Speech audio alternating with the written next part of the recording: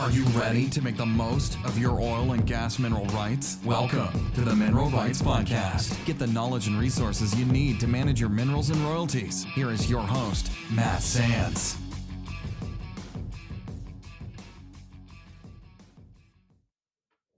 Welcome to the Mineral Rights Podcast. Thank you so much for joining us. My name is Matt Sands, and I'm here to help you make the most of your mineral rights and royalties. Justin Williams is here to read the news. And hey, Justin, how's it going this morning? Going great. Thanks for having me, Matt. Thanks for being on the show. And today we're going to talk about mineral rights news for April 2019. But before we get into it, I have a quick reminder. As always, please subscribe to the show on iTunes or wherever you get your podcasts. And please, while you're there, leave us an honest rating and review. It only takes a minute, and it helps us reach other mineral owners that need this information. And to ask a question to be featured on an upcoming show, please leave a comment at mineralrightspodcast.com or send an email to feedback@mineralrightspodcast.com. So, Justin, why don't you kick us off with the first story? Absolutely. It's kind of an update here on something we talked about in the last news story we did, but the Colorado Senate on Wednesday gave final approval to Senate Bill 19-181, which promises to bring big changes to the way Colorado regulates the state's oil and gas industry. Despite a number of industry-friendly amendments, including a new characterization of the types of state and local regulations that are allowed, industry groups still oppose the bill, which now simply await Governor Jared Polis's signature. Before the vote, bill co-sponsor Steve Finberg tweeted that he had moved for the Senate to concur with the House amendments to the bill. He said, "It's time to pass this bill and make health and safety our top priority," Finberg mentioned on Twitter. The Colorado Petroleum Council and the Colorado Oil and Gas Association issued a joint statement following the bill's passage. SB 181 is the most comprehensive oil and gas legislation Colorado has seen in decades. While a few critical amendments were added that begin to address some of our industry's concerns and provide a degree of certainty to our member companies, our industry remains firmly opposed to this bill because it threatens one of the pillars of Colorado's economy. And, Matt, we talked about this and it was going to be going to vote. And here it is again, and we're talking about it. And it looks like this time it is going to go through. Thankfully, there are a few amendments that have helped some, but I think there's still a lot of concern in Colorado. Yeah, there's still a lot of concern. And, I kind of go back and forth. I think certainly some of the regulations or the intent of those, and it'll be interesting to see once the rulemaking is complete and how it's actually implemented. But some of that is good. Controlling more frequent emissions monitoring. Frankly, it's stuff that the industry, is doing already. And so that is not, to me, a big deal. And I think you need to do that given the close proximity to municipalities and stuff like that, where activity is going on. I think it's the right thing to do. And then also the increasing the statutory minimum royalty rate to 15% helps mineral owners. So those are good things. I think the concern comes from, like we talked about before, but giving the amount of control to the local governments in terms of how they regulate oil and gas in their communities. It provides a degree of uncertainty for operators that could affect the activity level in the state. And what I mean by that is if they go and put their business plan together and try to figure out, how they're going to develop leases that they own, and they span multiple different municipalities, some of which maybe are favorable to oil and gas and some of which aren't. It's more difficult for them to develop that land in the most efficient and effective way possible, because there's just that level of uncertainty that they go into a jurisdiction that isn't favorable to oil and gas, that they're going to get shut out, and that there's going to be overly restrictive requirements put on them that will make the drilling of those wells, frankly, uneconomic. So it'll be interesting to see how it goes in those areas. I think Adams County is one area that is kind of a hotbed for this. They recently enacted a drilling moratorium until the rulemaking is complete. That basically is like for new permits. They're going to wait until everything shakes out. And so it'll be interesting to see how the local governments manage this, because it is putting a lot more of the technical review process on them to do, and a lot of them, and I mentioned this before, aren't necessarily equipped right now to handle that. So they don't have the staff that have industry experience that can look at the issues with the technical lens that needs to be put on these things. And so it'll be interesting to see how they approach it. On the flip side of that, it's interesting that Weld County, where 90% of the oil and gas is produced, so in the county itself, outside of some of the municipalities, the actual county commissioners have been quite outspoken against this bill. So I don't foresee in certain parts of Weld County there being a big change to the status quo. It'll be whatever the Colorado Oil and Gas Commission rulemaking is implemented. I would imagine most of Weld County would follow that. It's coming to these other areas and within city limits and things like that where they can impose more strict regulations. So more to come, I guess, once they do the rulemaking, and it'll be interesting to see how it affects the activity level in Colorado. I think there was a lot of doom and gloom, which some of which may have been right, and some of it which is probably an overreaction. I hope that it doesn't end up becoming a de facto ban on oil and gas. I don't think it will be. I think there'll be operators that are willing to work within the new rules to continue to develop minerals in Colorado, and certainly I hope that's the case. Absolutely. And on that effect too, one of the things introduced to the bill was a mention saying that regulations couldn't be imposed arbitrarily. And that's one of the new amendments. And it says that it must be necessary and reasonable. So it'll be interesting to see if the municipalities do start changing the rules, if mineral right owners will actually file suit or take them to court and challenge them on it being necessary and reasonable. I guess we will see. Yeah, we'll see. And on the flip side of this, our next article comes from Oklahoma, and it is basically the polar opposite of this legislation. And this article says House approves measure to protect mineral rights owners from governmental takings, sends to Senate. Oklahoma's House of Representatives sent along proposed law to the Senate this week that could allow mineral rights owners to sue municipalities or other jurisdictions enacting permitting requirements for oil and gas operations when those prevent them from developing their assets. House Bill 2150, authored by Oklahoma Representative John Pfeiffer, was adopted 64-32 Monday night, largely along party lines, with 5 representatives excused from voting. Pfeiffer and Oklahoma Independent Petroleum Association, Oklahoma Oil and Gas Association, the organization representing the state's oil and natural gas industry, say the measure is needed to give mineral rights owners the opportunity to file court cases to battle over restrictive rules. The new language would be in addition to existing statute that already bars municipalities, counties, and other local jurisdictions from adopting ordinances, rules, or regulations that exceed Oklahoma Corporation Commission's authority to regulate the oil and gas industry.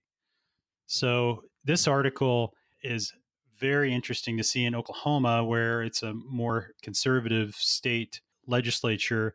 They're actually passing legislation that is more favorable to the industry and more favorable to mineral rights owners, which really is not a big surprise, since given the history and of the industry there.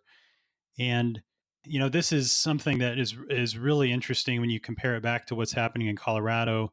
And I think sort of maybe not as foreshadowing, but some of these particular issues that we just talked about with the Colorado legislation. What rights do mineral rights owners have in Colorado to potentially file suit against local government if they're unable to have their mineral rights developed? Is it effectively a governmental taking, that, by passing a moratorium, for example, that, would affect the value of their property, therefore be taking away that value? And what recourse do they have? And so that'll be the really interesting thing to see if that does occur in Colorado, how that's handled given the current statutes. And so in Oklahoma, though, on the other side of that, they clearly are passing legislation or getting ready to pass legislation that will protect mineral rights owners from that happening. And so pretty interesting to see that dichotomy when you look at Oklahoma versus Colorado.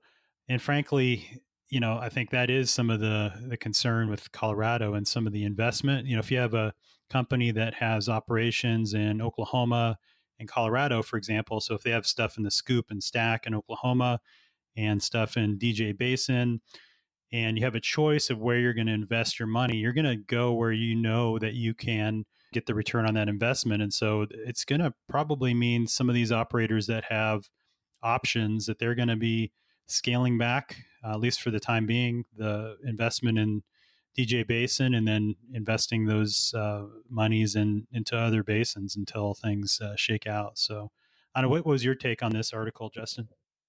Yeah, I'm right there with you, Matt. It'll be interesting to see if Colorado ends up kind of going down the same road. But you're right. The immediate impact is going to be people playing it a little bit more safe in Colorado, so they can wait and see where this is going to shake out. And again, hopefully those amendments to the Colorado bill will keep the local municipalities from doing anything absolutely too crazy. And in this Oklahoma bill, it kind of mentions some of the things that they saw happening with the local municipalities were things like imposing limits on sound, which is that it has to be 45 decibels at 500 feet from the operation center and from the pad. And that's less noise than the equivalent of a home computer operating in your house, which effectively just makes it almost impossible for them guys to be out there. So again, it'll be really interesting to see. But I'm with you, Matt. I think if the municipalities do come out and start issuing some crazy regulations, we could see ourselves going down a very similar road as Oklahoma. All right. So the last article, why don't you go ahead and kick that off? You got it. And I found this one really, really interesting. I have recently just gone through a lease deal, and I did not know that this was even an option. So great for mineral right owners to know. It's everyone's dream that one day someone will be knocking on your door and telling you that you're sitting on a gold mine. And due to remarkable improvements in hydraulic fracking technology for shale resources, hundreds of thousands of U.S. households have had this experience over the last decade and a half. Landmen sent by oil and gas companies approach these newly asset-rich households, offering up front payments and the promise of future production royalties in exchange for exclusive rights to drill on their land. While landowners know that the terms they are offered are clearly better than nothing, they might not know how much better they could do if they were to bargain for a better terms or shop the deal to other oil and gas companies. And this is kind of something we've talked about, reaching out to other oil and gas companies when you have a lease opportunity, but they're looking at it from a totally different angle. In practice, many accept the first offer they receive. Decades of economic theory research suggest that landowners could do better by replacing their informal negotiations with auctions. How much better? A new study finds that the landowners are missing out on earning hundreds of millions of dollars in upfront and ongoing payments when they negotiate leases on their own rather than using auctions. And using auctions is something that the state and federal governments do for leases on public land. And going through this and looking at what they're talking about, it sounds like it's a really substantial difference. Their study compared thousands of auction negotiated leases that were signed in Texas between 2005 and 2016. And of those leases, the upfront payments that landowners received were 67% higher, averaging about $200,000 for the average negotiated lease. And I don't know about you, Matt, but that seems really substantial. I agree. Yeah, I was surprised to see this as well because, I certainly know that there are federal and state leases that are put up on EnergyNet, for example. And I've seen a few larger properties show up on auction websites where they're soliciting leases. And so it's not unheard of. And I'm not sure what marketplace they used in this study. We haven't read the study. I just read the article. I'll have to go and do some digging and see what they used. Maybe we can report back in a future show to give you guys some more information. But certainly something I'm going to think about using, coming up and some other properties that we have that we're looking to lease. And so it'll be interesting to see how the proof is in the pudding. If I suppose you could go both routes, get some lease offers, and if you're not happy with those, then throw it up on the auction site and see what you can get. And then if it doesn't end up better than what you were able to negotiate on your own, you can always go back to the best offer and go and sign that lease.